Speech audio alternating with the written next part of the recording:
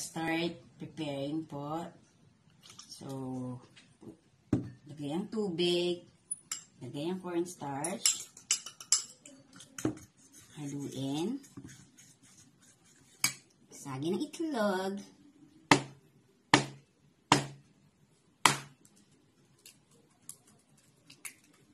okay,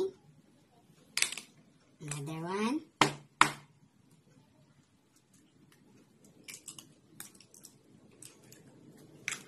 haluin lang po.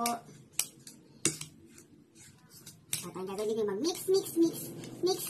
Ang saya-saya magluto ng Ampalaya Crunchies. Lagay ang asin. Lagyan ng konting paminta, pampalasa. Okay. Ilagay na natin ang dahon ng ampalaya. Medyo let's stir lang. Gupit-gupit lang yan ng kamay. Para hindi masyadong malaki. Mamaya mag-i-enjoy ang aking mga kids sa aking Ampalaya Crunchies. Halo-halo. After po mahalo, okay na po itong iprito. Cooking time! Ang aking Ampalaya Crunchies. Healthy na.